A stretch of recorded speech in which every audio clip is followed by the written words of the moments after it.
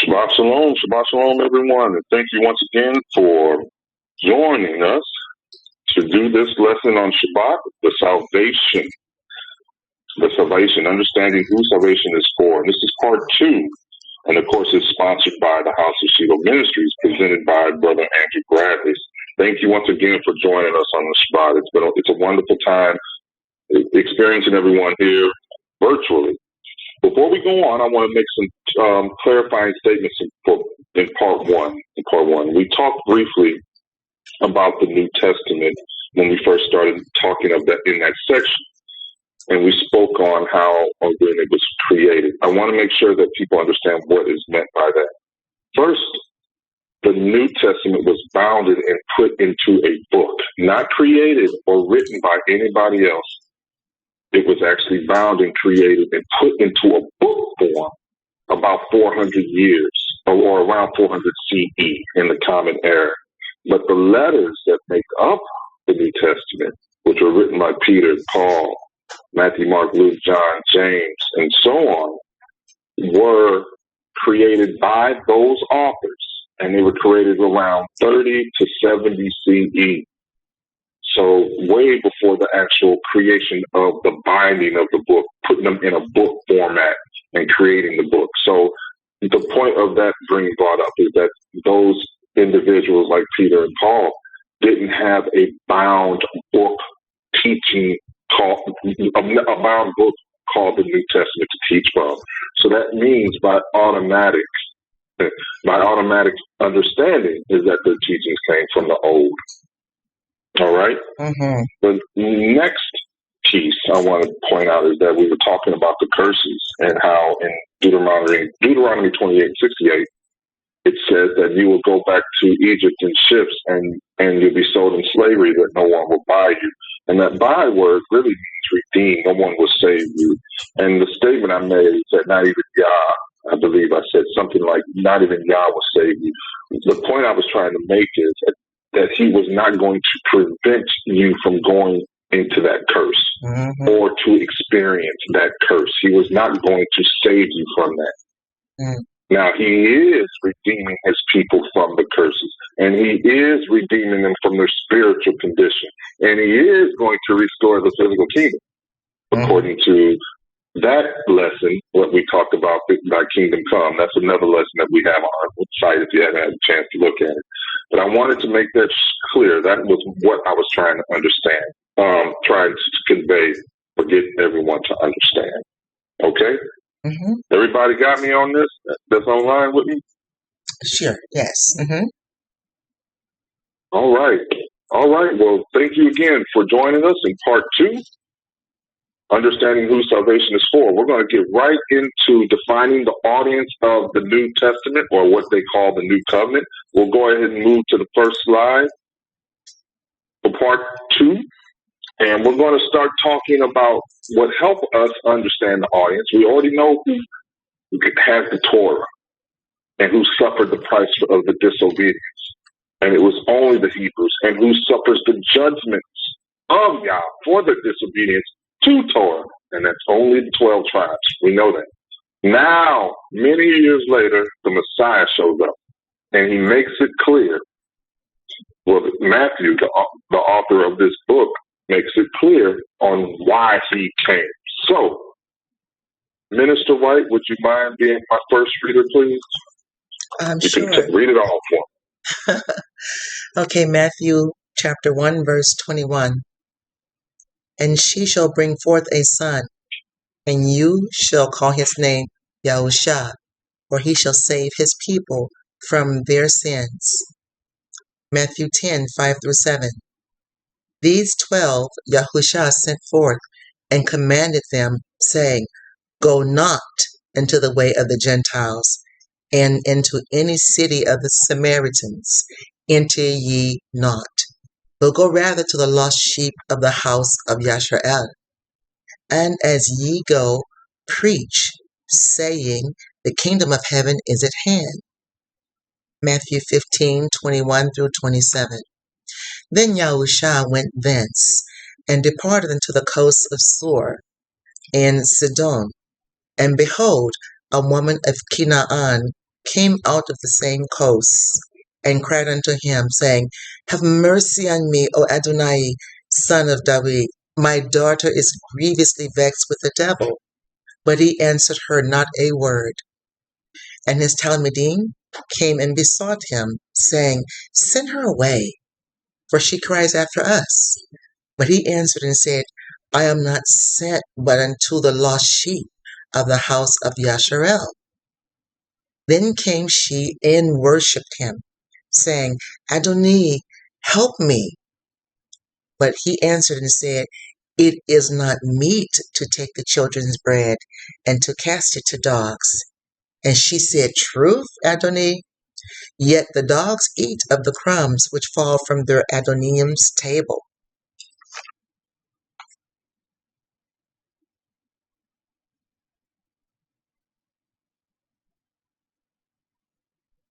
Okay, did I? Oh, sorry about that. I muted myself without knowing. I muted. All right. Sorry. All right. So it's hard for me to understand how the church misses these verses to help clarify things. One, you get the birth of why, you get the statement of why he was born. It does not say the entire world. And of course, that supports what we've already talked about when it comes to the who got the Torah, who suffers his judgments, who suffered from the curses. Mm. And then when he got into his ministry, he had his disciples to only go to the lost of Yasharel or Israel. And just to show you in Matthew 15:21-27 that his disciples understood this, they tried to send this woman away because they know he's not for her. And then he says it, I've only been sent for the lost of Yasharel. So these three verses make it clear who he came for. He showed mercy to her because of how she knew in her belief in him what he could do. He did it for her just because, but he didn't come for her. And this woman was Hamitic. She was a Canaanite, and Canaan is the son of Ham. Mm-hmm. So Israel, that was the name of Israel before it was changed to Israel. It was Canaan. And that means her ancestry is from that region. And she's Hamitic, so she must be a dark woman. Okay? Okay. Now, I want us to understand what lost means. So, because that's important. It's going to speak to what the audience is when it comes to the ministry of the disciples. And we're going to talk about that on the next screen if no one has any more adds to this one. No. All right. Let's go ahead and move to the next. So, lost is abad. And it makes sense when you look at the first definition here. It says to wander away, that is, lose oneself, by implication to perish, break, destruction. And if you do wander away from Yah, that's indeed what happens. You're going to lose oneself. You will perish. You will be destroyed. Spiritually, definitely, because that's the only life you have spiritually, but physically as well. All right, but let's get the real full understanding of lost or abad, looking at the original Hebrew language. And it is to perish, lost, destruction. A wanderer is one alone or lost. A place separated from people is a place of ruin. To be separated from the whole life or functionality. That's pretty deep. And the first letter is Aleph, which is Yah himself, the strength, the power. Now we're going to speak to what we talked about a little bit in part one, where I didn't want to go too much into some of the original Hebrew, but we know that we spoke on the house where salvation lies. Here's what we're talking about. The bet, which is the house, the tent. What's inside the tabernacle, it's Yah's house. All right? And then you have the dalet, which is the door to the house. All right? And it's the veil or the dangle, the weak, the poor, the poverty. So really, in the context of what this word has been used by, lost means to the power that's inside the camp, that's only accessible through that door. So when you're lost to Yah. All right? Mm-hmm. Lost to Yah is being separated from him. Mm-hmm. Thus, you cannot be lost unless you had him. And the only way you had him is if you had Torah and the covenant Mm-hmm. and walked away from both, either voluntarily, which would be foolish, or historically in your throughout generations. And you can give as an easy example through many of the dispersions and conquerings because of the disobedience. Many Hebrews got dispersed, and multiple generations were born outside of Israel under the rulership of different nations that had no Torah, of course, because they had their own religions. Under Babylon, under Persia, Middle-Persia, under Greece, under Rome. That's a lot of years. That's hundreds and hundreds of years. Each one of those were hundreds of years. So you're looking at over 1,000 years of ruling, multiple generations born under different rulership. Many were born without Torah. So that meant they were lost to Yah, disconnected. That's what lost means to our Messiah. Not a physical loss. Not because if they were physically lost, how would he know where to send them? Right. You know, and in the church, we're not taught that. He's talking about a spiritual disconnection. And a great way to understand that is to see it in the original Hebrew. You're outside the door of the tabernacle or the house where Yahuwah resides. That means you are lost to him. You're disconnected. That's what lost really means to Yah and Yahusha. Anybody want to add to this? Anybody got questions? No. Oh, all right. Well, let's get into some Paul writings now. Fun stuff. Well, it's all fun, but I like messing with Paul's writings because they're used so much by the church. So I love to really focus on his writings. Brother, are you available to read? Yes, sir, always. All right, so understanding Yahusha's purpose and direction, did his disciples obey what we just read in Matthew after his death? Mm-hmm. Did they obey that? Mm-hmm. So Romans, the letter, the book, as we call it, but it's really a very long letter to the believers in Rome, to the ecclesia in Rome. Listen to what Paul does here in chapter 2. And it should make you second guess what he's really talking about, because he's going to set the audience right here. Go ahead, brother. Read both verses, both scriptures. Yes, sir. Romans 2:17 through 20. Behold, thou art called the Yahudim, and rest in the Torah, and make your boast of Elohim.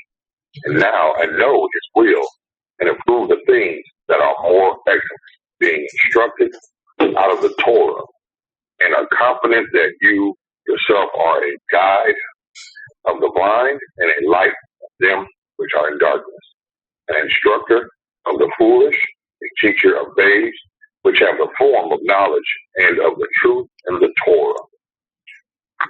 Romans 2:23 through 24. You that make your boast of the Torah, the breaking the Torah, do you dishonor Elohim? For the name of Elohim is blasphemed among the Gentiles through you, and it is written. Both of those verses, both of those sets of scriptures verses set the audience right away. Mm-hmm. Right away. All right? You know, what's strange is I thought from what I was taught in the church is that Paul's ministry was simply to the lawless, to those who were outside of Israel, the people who were not Hebrew. Mm-hmm. If that's the case, why would he be writing to them? Why would he be writing to So Well, it makes this. I mean, well, it what makes you you said wonder. earlier Yes, is that you can't break a covenant that's never been given, and I want the people to understand that the ones that are in church right now, our brothers and sisters that are Hebrew Israelites or Israel or Yehuda, is that it was given to your forefathers. So therefore, it was given to you in a spiritual way, in a DNA genetic way. However, it is our job to speak out the truth from where we are right now. So that makes us a lost people because if there's not a connection with the Torah, that does make us lost. Because they would say, well, how am I lost? I never had. Torah was never given to me. There would be an argument. But yes, it was given to your family, your forefathers way back. So it's our job to find our way back. Yeah, that's true. That's true. And the reason it's that way. Let's do some critical thinking. Did we do anything ancestor-wise? Did we do it? Well, in today too. But did we do anything that deserved him picking us out of all the nations in the world? Personally, one-on-one basis, no. No. Now we know why he picked Abraham. All right, and we won't talk about too much of that because it requires additional books that the church has pulled out of the standard King James. But we know that he was a man that was called a friend of Yah because of his obedience to his commandments, his statutes, his precepts, even before, Torah was delivered. But Yah made his choice himself, right? He made the choice himself. And so he laid it in our laps. On Mount Sinai, he gave us this promise of greatness, and he laid it in our laps freely. And we stepped on it for hundreds and hundreds of years, off and on, off and on, off and on. It's no wonder the curses were so great. It's because of how much his patience was tried. So now, he says he's going to write it on our minds and hearts, indeed. But we have to seek after the kingdom with our whole minds and whole hearts, putting it first. And that's what our Messiah says. Anybody else? No. Oh, all right. So let's move to the next slide. We see the audience of Paul in Rome. So some may use the following verses to state that the audience is all and not just Israel, forgetting already what we talked about with Yirmiyahu in chapter 31 of the prophecy, right? And this is the one, Romans 2, I'll read this, 25 through 29. For circumcision verily profiteth if thou keep Torah. But if thou be a breaker of Torah, thy circumcision is made uncircumcision. So we already know he's still talking to Hebrews. Mm-hmm. Therefore, if the uncircumcision keep righteousness of Torah, shall not his uncircumcision be counted for circumcision? And shall not uncircumcision, which is by nature, if it fulfill Torah, judge thee, who by the letter and the circumcision does transgress Torah? For he is not a Yahudi, which is one outwardly. Neither is that circumcision, which is outwardly in the flesh, but he is a Yahudi, which is one inwardly. And circumcision is that of the heart, in the spirit and not in the letter, whose praise is not of men, but of Elohim. So let's discuss this through on the next slide with some bullet points. So the audience here is still the Yahudim of Rome, and Paul says that the name of Elohim is blasphemed among the Gentiles by those who have the Torah and understand. Mm-hmm. Now, this word is what misleads and needs defining, and the true definition will be explained later in the lesson. We'll have a good clarity on that later on. But let's talk about if uncircumcision kept Torah, then were they Greek or Roman? Think about that. If they're doing the things of Torah, do you think a naturally born Greek and Roman who has the history, and all you got to do is read the history. We got to think logically. We got to think in the context. We need to think in the audience perspective. We need to think of the author. We need to think of the time this letter was written. If uncircumcision kept the Torah, and it was natural for them to do it, meaning they were doing things like the dietary laws and holy days, and how in the world were they Greek or Roman? Natural. I'm talking about natural Romans. They weren't born there from another country, but were born there like you see here in America. No. Because we know that the Romans, through their history, had a strong dislike towards the peculiarities of the Yahudim. They thought they were some weird people, if you study the history of it. They didn't like the Torah. They didn't like their eating habits. The Book of Maccabees will tell you all about that.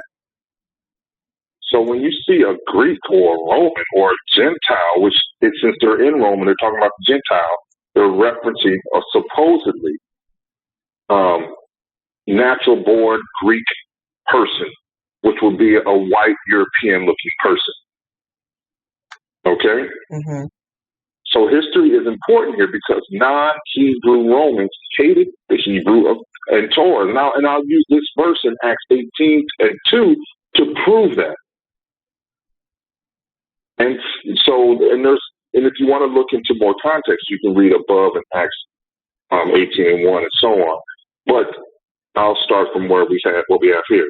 And found a certain Hebrew named Aquila. He's Paul, by the way. Found this person, born of Pontus, lately come from Italy, Rome, with his wife Priscilla. So you're looking at Hebrews with Greek and Roman names, just like you see in America. But he was able to tell he was a Hebrew still. He just was born in another country. Because that Claudius had commanded all Jews, I kept that as in there on purpose because we're dealing with King James. All Jews are all Yahudi out of Rome. Get out of Rome. And he came unto them. The reason I pointed this verse out is because I wanted you to see why, if Rome had no problems and you had Roman believers, Roman officials, Roman naturally born Romans, not of any genetic ancestry but of the Rome or Greek life, historically, why would this happen? They did not like them. And this expulsion was done due to Paul and others doing missionary work in Rome, going to the Roman citizens of the lost sheep of Israel and talking to them about the kingdom, about Yahushua Mashiach, and teaching them the relevance of Torah as well. So they were teaching the Messiah through Torah, which is part of another lesson that we have as well. But the point I wanted to make is that it became a source of disruption, and he didn't like it, and they kicked the Yahudim out because they were teaching the truth. So those, just by using context and history, you have to understand that in all likelihood, the word Gentile, which we'll define later, and you'll see that it doesn't mean what we've been taught, isn't what, it's a misdirection. It's a purposely mistranslated word to make you think of inclusiveness when really he was speaking to the nations, and the nations are the 12 tribes. And verse 26 states that the uncircumcised kept the righteousness of Torah. And righteousness is defined by the obedience, being obedient to divine law, because the root word of righteousness is righteous, and righteous is divine obedience to divine law. There's only one divine law in all of existence, and that's Torah. So if the uncircumcised are doing that, they're being Torah observant. These are not Romans. These are not Greeks or Assyrians or anybody else by genealogy, by their genetics. That's who they are.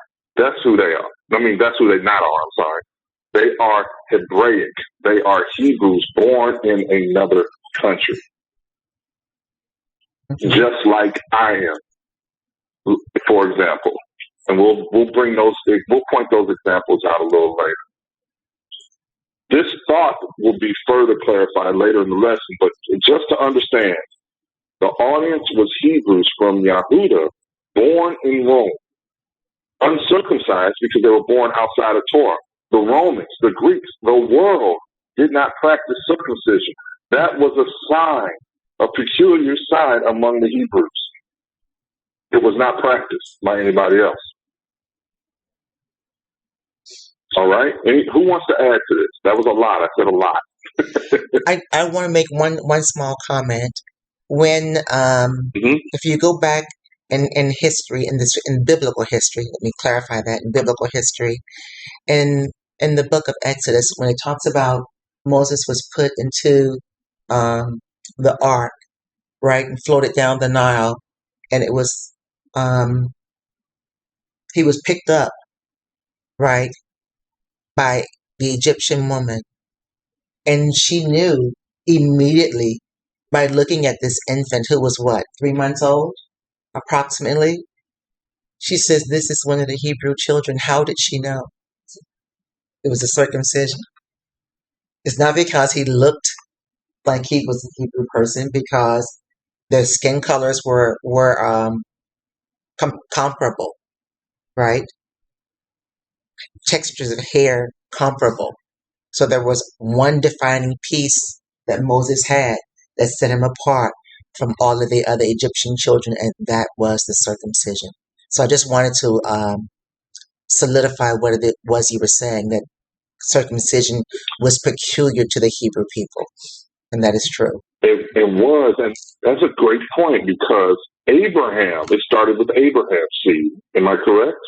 Yes, it did. He had to also become circumcised in his old age.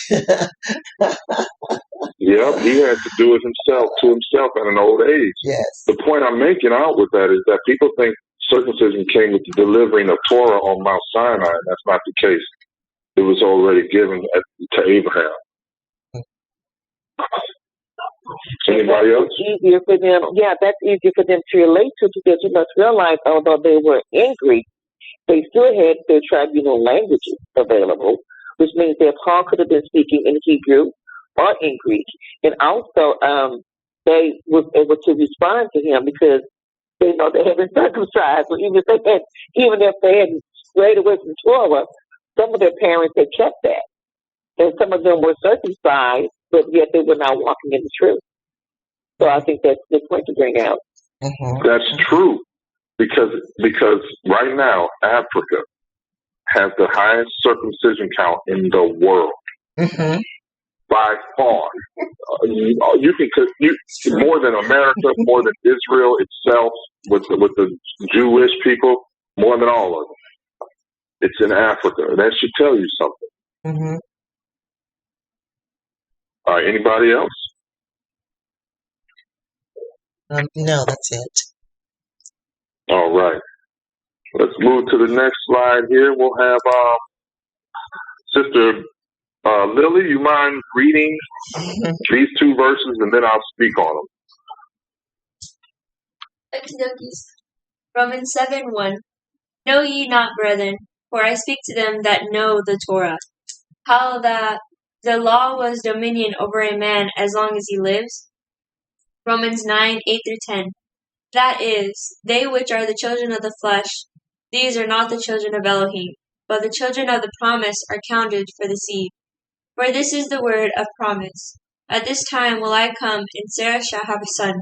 And not only this, but when Rivkah also had conceived by one, even by our father Yishak. All right, thank you, sister. So I bring these up so people can see that he's still talking to a certain people. 7:1 is pretty obvious. And the law was, but I want to make sure that people don't misuse this verse, because people will see, as long as you live, Torah has dominion, which is true. But this particular verse is not speaking of that. It was talking about the law of marriage. As long as the spouse lives, you're under that law. I've seen people misquote this verse. That's the point I wanted to make out with that. In Romans 9, 8 through 10, Paul explains that only the children of the promise are counted of the seed, right? Or counted for the seed. So who are the children of the promise? He says our father, Yitzchak or Isaac, right? Who begat Yaakov or Jacob.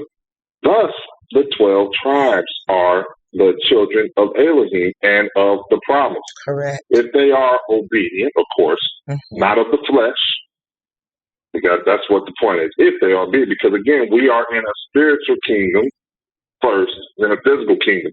And if you ain't obedient, you're not getting in either one of them, no matter how much you think you got it going on. So the reason I point out even by our Father cannot be referencing a non-Hebrew, because he's including himself when he says our Father. So again, we've talked how many verses now? How many sections? 1, 2, 3, 4 different sections of Romans where the audience is to a Hebrew. And when we read letters, do we read a piece or read the whole to get the context and understanding? You cannot read a letter in one section and think you have it. That's what we do. That's how we've been raised, because each letter's been sectioned off in verses. But really, Paul wrote a giant letter to these believers, and you got to read and get the understanding of the whole thing. And that's what's important.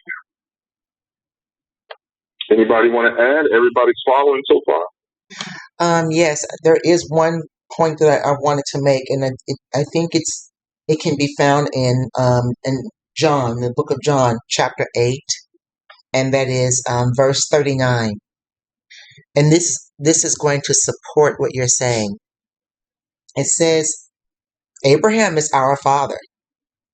And Yahusha replies, no, for if you were really the children of Abraham, you would follow his example. So Yahusha wasn't telling them that they are not Abraham's descendants physically, but he's saying spiritually, you do not walk as Abraham walked. So just being the physical seed and does not qualify you if you're walking in disobedience. And proof of that is this particular scripture. Yeah, didn't he say that he would have the very rocks? He can raise up the very rocks for the seed, if Abraham's seed really counted for something when it comes to being salvation, where you just automatically say, well, I'm good because I'm from Abraham. Yes. That's not true. That's not. And that's what you're looking for is in Luke chapter 19, verse 40, just in case you wanted that as a reference. Man, to be honest. All right. Anybody else? That's all. Well, yes. What's one other thing? The reason why we're speaking about this to our audience is because being partially blind is the weapon of the enemy to keep us in the spiritual bondage, and to remain in that spiritual bondage, so that we cannot be redeemed by our Father. So before I can come and ask your hand in a date with your father, you have to acknowledge that I am your boyfriend or fiance. So in order for the father to court with his children or to talk and have a conversation with them, we need them to come out of the partial or the spiritual blindness that we have been set. We have been set in for all these generations of hundreds of years to keep us away from the firstborn inheritance. As long as our brothers and sisters stay sleeping, they will not come into that inheritance. Yeah. And so that is a strong weapon of the enemy that he is using against. That's true. I agree 100%. Anybody else? No, that's it. All right, let's move to the next slide. We have another verse here by Paul, and it's pretty short. I'll go ahead and read it. Romans 11:13-14. For I speak to you, Gentiles, inasmuch as I am the apostle of the Gentiles. I magnify my office. If by any means I may provoke to emulation them which are my flesh, and might save some of them. Mm-hmm. Boy, this right here should end the argument of Paul's writings, Yes. but it does not, because people don't look at it correctly. So we already know he's been talking to the Yahudim. Now he switches and says Gentiles. So now all of a sudden the letter's to somebody else. So do you write a letter to a person, and in the middle of your letter you change the audience? So what I'm going to do is say, Minister White, here's a letter to you. Dear Minister White. And I'm over here talking. I got a whole bunch to say to you. And in the middle I say, here, give this to John. I got to say something to him. I don't think that makes sense, right? Why would I have context, information, details to a whole nother group of people in a letter? I would just write another letter. And if anybody knows Paul, he was a prolific writer. Indeed. He's the majority of the New Testament. So, if you think of it like this, and we're not taught to think like this in the Christian church, there should be a problem. All right? Mm-hmm. But in the end, let's look at what's been written. Paul was an apostle of, which means from the Gentiles. Correct. Why couldn't Paul simply just say for? It would have worked just fine if this is what, because we're taught he's for the Gentiles. He's the disciple for the Gentiles. Mm-hmm. We're taught that all the time. Mm-hmm. Why didn't he say it of himself here? Inasmuch as I am the apostle for the Gentiles. It would have fit just fine. Mm-hmm. But he didn't. And of means from. So he's saying, I am of this group. Mm-hmm. And then he says, mm-hmm. If by any means I may provoke them which are of my flesh. We're not explaining this either. Sure. What flesh means in the Greek, and what it meant to the Hebrew was used of natural or physical origin, generation, or relationship, with whom you share a natural origin, a fellow countryman. Mm-hmm. So he's saying, I am of these people, the Gentiles, and they are my countrymen. Mm-hmm. So Paul is sharing something, sharing details with them. He's saying, one, I'm just like them because I'm from them. And he's saying, two, we are of the same genealogy. We have the same genetics. That is correct. If you look up the word emulation, it says ambition or endeavor to equal or excel others. So that's why he was speaking with them, because he was equal with them as being a Gentile. And that is what the word emulation refers to. So correct. Mm-hmm. So that tells you there, he has a passion towards them. He's emotional towards them. Because he says, and we'll have it later on in these lessons, that he will forsake his connection to Mashiach just for his people, if he can save his people. He's that serious about this. Mm-hmm. So Gentile can't mean a nation that is not Israel, because Paul just demonstrated it right here in your face. Mm-hmm. So we will dig into this Gentile definition, because it's a hot mess the way English is done. Mm-hmm. But just by these verses alone, we really don't have an argument on what Gentile means in this verse.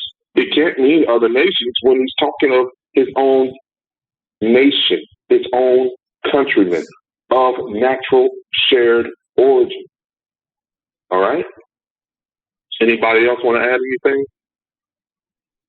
Just a small piece, and that is not only does it say apostle of the Gentiles, but it could have said, I, Paul, an apostle sent to the Gentiles. And it doesn't say that, Mm-hmm.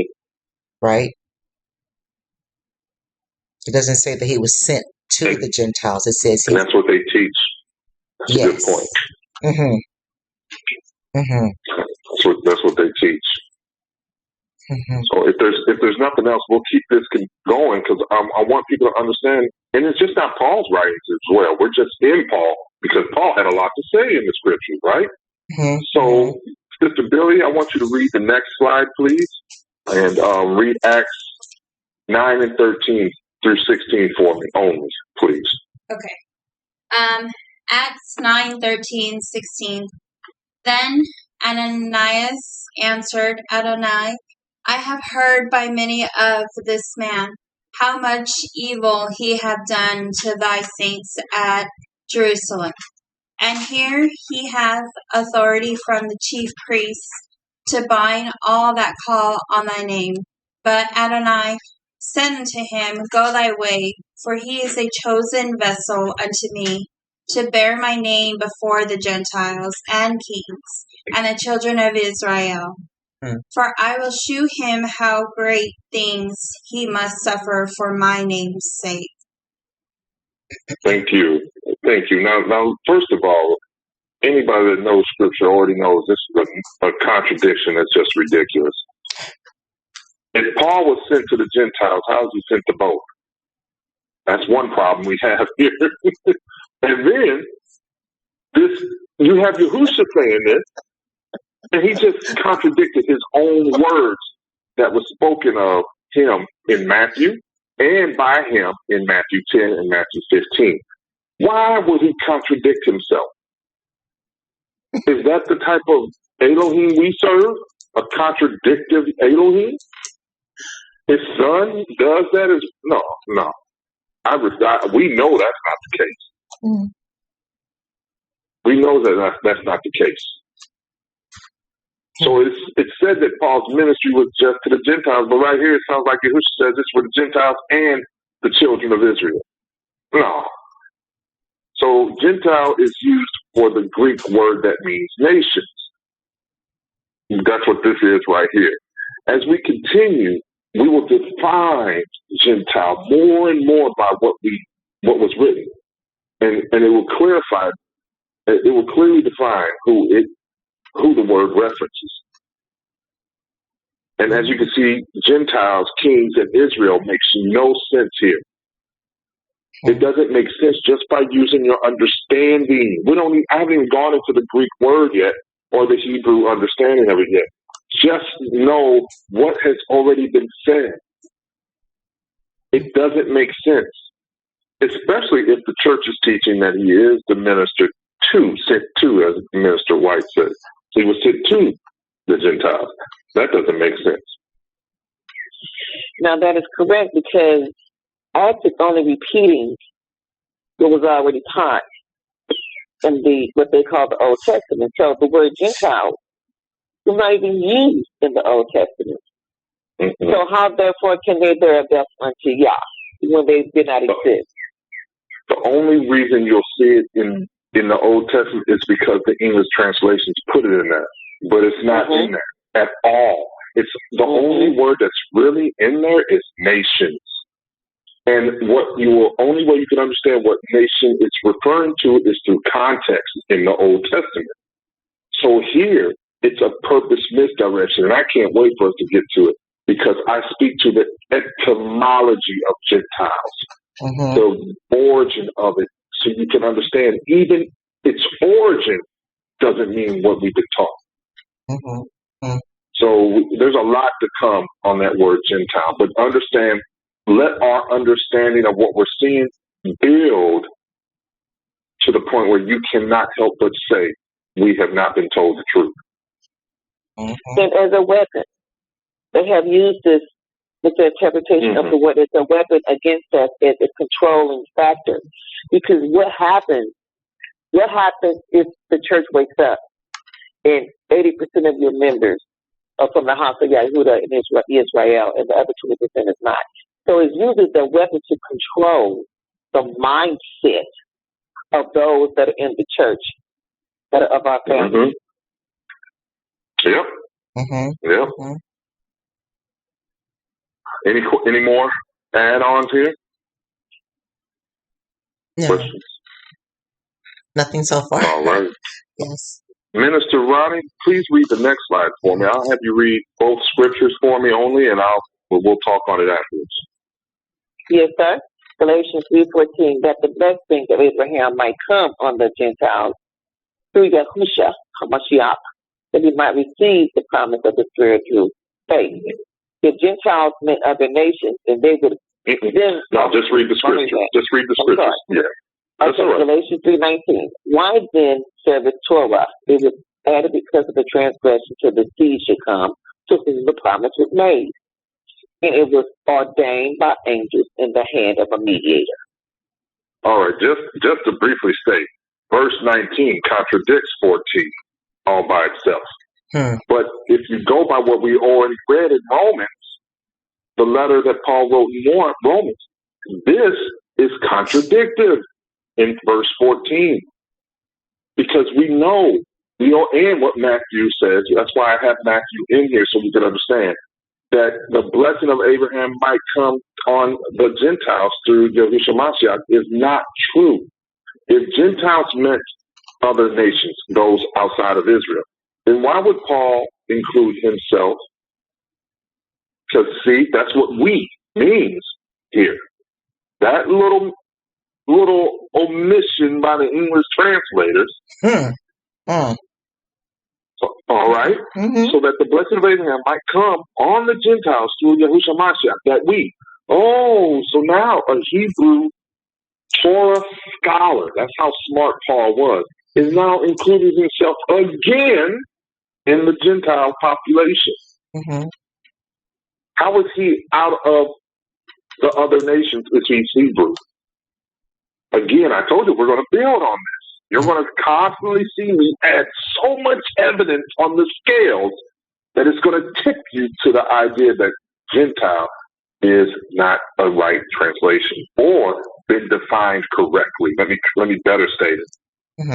This hints at the true meaning of Gentile, which again we're going to discuss later on in another lesson, in this lesson, but in another part.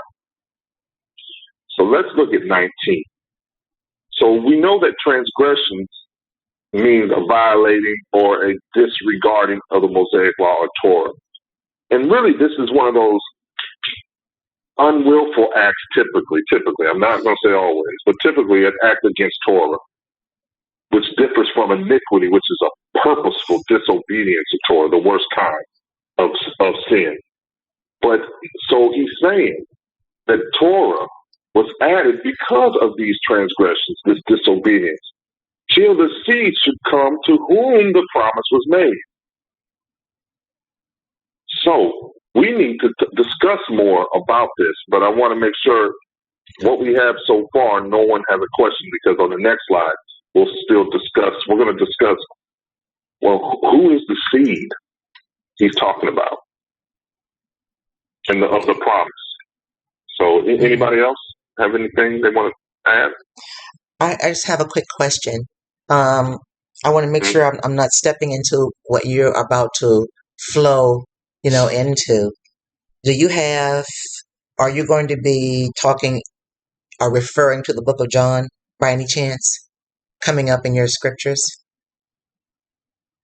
No, go right ahead and elaborate, please. Okay, so in the book of John chapter 7, and verse 35. This is an amazing question to me. Then said the Jews among themselves, whither will he go? They're asking, where is Yahushua? Oh, I do elaborate on that. I'm sorry. I'll be quiet. I do it further along. So go ahead, because we'll talk about that later. But I know exactly what you're talking about. Please add. I like this. Okay, so he said they say to themselves, where is our Messiah going? This is in John chapter 7, verse 35. Whither will he go that we shall not find him? Listen to the question. The question is, will he go unto the dispersed among the Gentiles and teach the Gentiles? So it becomes evident in just that verse that the Gentiles are the ones that are dispersed. And who are the dispersed? The dispersed are the diaspora of the children of Israel. And this dispersion has been taking place since the time of Babylon and beyond. And it really kicked in after 70 AD when Rome sacked Jerusalem and sent all of them running, right? So the Gentiles are our people that have been dispersed. And you read this in John chapter 7, verse 35. That's the only comment I wanted to highlight. Thank you. I love that verse because they responded to him because he says, "Where I go, you cannot." Because he was telling them he was about to leave, as in leave the world. And they were like, "Well, where are you going to go? Go out to, among the dispersed, among the Gentiles, teach the Gentiles." And the reason we don't understand that statement clearly because we don't think in the mindset of Torah. It was against the law for them to congregate and associate with Torahless people, even their own kind, because they were dispersed in all over the place. There were a lot of Hebrew-looking people that did not have Torah, and they lived Torahless lives. Right. You did not associate with them. It was against the law. So they knew if he went to another nation or another group of people and taught, they weren't going to find him because they weren't going to go there. They weren't going to go there. And that's why they criticized him for, dining with publicans and sinners, for example. And did you notice? Please go ahead. Did you notice in the question they asked, is he going to go to the diaspora among the Gentiles? The question they did not ask is he going to other nations? They knew if he were going somewhere, it's to the lost sheep. They knew that. Oh, that's a wonderful point. They never thought, it never entered their mind, is he going to China? Or is he going up into the Tibetan mountains to teach about the coming kingdom? Because remember, that was the message our Messiah taught, was about the kingdom, right? They never thought about that. Their question was, he must be going to talk to our brothers and sisters who have been taken away and who need to hear this message. So does this mean that this message is not applicable to anyone else? And is it excluding the profitability of it to other people? No.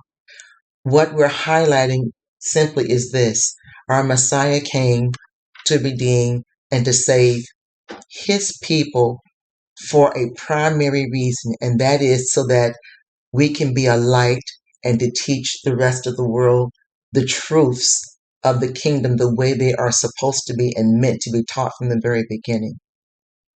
So Yahushua has not failed to focus on or consider anyone else outside of Israel, but he came to them because they have a job to do, a specific, dedicated job to do.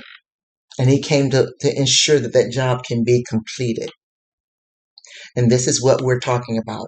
We're talking about coming back into your position, coming back into alignment with heaven, with the Shamayim, with Yah's plan for Israel on the earth. That's what we're talking about. Nothing more than that, okay? That's right. All right, thank you, Brother Andrew. That's right. All right, so let's build on this seed. He said, till the seed should come to whom the promise was made. So one, we need to understand the seed and who the promise was made to. So let's move to the next slide here. And I want to go back to Genesis 17:7. And it says, and I will establish my covenant between me and you. This is Yahuwah talking to Abraham and your seed after you in their generations for an everlasting covenant. I thought it was done away with. I'm sorry. When I see stuff like that, that's my reaction. One of those knee-jerk reactions. To be Elohim unto you and to your seed after you. In Genesis 28:13. And behold, Yahuwah stood above it and said, I am Yahuwah Elohai of Abraham, your father, and the Elohai of Yishkak, Isaac. The land whereon you lie, to you will I give it, and to your seed. He was talking to Jacob in a vision when Jacob made stone pillows out of stone. All right?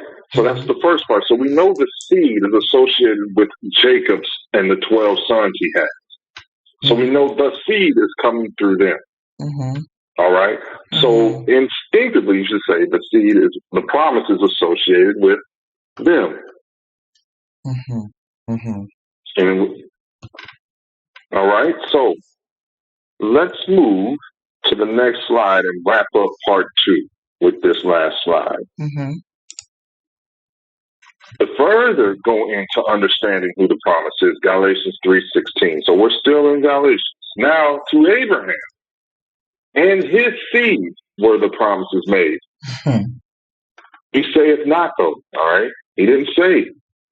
Y'all didn't say, and to seeds as of many, but as of one, and to thy seed, which is Mashiach. So the promise was coming to Abraham's seed, which was Jacob's sons through the 12 tribes. And it was that one seed, specifically Mashiach, who was going to bring that promise. So the seed did come through the 12 tribes. So the promise was to them. And the seed was one, our Savior. And to the promise came through him. So again, Paul is stating that we, quote unquote, may receive the promise. He's talking about Hebrews and non-native Hebrews because he's writing to where? Rome. Rome. He's talking to Hebrews outside of Israel and Yehuda. So the seed of the sons of Jacob, the 12 tribes. This is the promise Paul referenced. Nothing associated with nations outside of Israel's genealogy. It comes, you got to use thinking, critical thinking. Why would you say that salvation's coming to an Inuit who lives in the far reaches of the Arctic? He ain't never heard it before. You can't have it both ways, Andrew. You can't give the blessing to Abraham and his seed and also to the Gentiles. You can't. It's a conflict. You can't have it both ways. Which one is it? Is it Abraham and his seed, or is it Abraham and the Gentiles? I agree with you. I agree with you. Anybody else? Yes, and prior discussions with others, they have looked at this verse, Galatians 3:16, and have seen it this way. Now to Abraham and his seed were the promise made. And when they look at this, they say the seed that they're talking about is Mashiach, not anyone else. But they fail to see that word and. It says, but as of one, and then it goes, and. So that's an inclusive. You see, you understand? It's adding something else to it. So they use this verse to disregard the tribes of Israel and to include everybody else throughout the world. This verse, but then they have to explain away the promise, right? Yeah, they say it's coming through Mashiach, and because those who believe in Mashiach, those who are faithful and loyal to him, then that means that they are the seed that's coming through Mashiach, not Abraham and his seed. because they say that this verse is only referring to Mashiach and not to Abraham's seed and Mashiach. You understand? Mm-hmm. Yeah. Yeah. Yeah, but we read on precepts, right? Yes, we do. And we're gonna make sure we understand what Paul is referencing, because again, Paul, in his writings alone, references the Old Testament over 300 times, Mm-hmm. or at least through the New Testament, and throughout the New Testament at least 300 times. So that tells you what he taught from. So he knew exactly where the seed of promise was coming from, and through whom. And if it was coming through whom, how could it not be for them? For they were the ones that Paul spoke of in the Romans. Not Romans, I forgot where exactly is that. I know I have it in here, but he speaks of the Hebrews being the ones that have been delivered the covenant and delivered the Torah and the promises and so on. Mm-hmm. He speaks to that as well. Mm-hmm. Is there anybody else want to add anything? No. All right. Well, we thank you all for joining us on part 2 of salvation and who is salvation for. We got plenty to go, so please tune in to us. We're going to have do part 3 on next Shabbat as well, and keep moving on. So we thank y'all for you all joining us, and we appreciate everybody being involved. We sure do, and we hope that you all are really enjoying the lessons and are being edified by it. So shalom to those who are present, to those who are online, and to those of you who will join us in the very near future.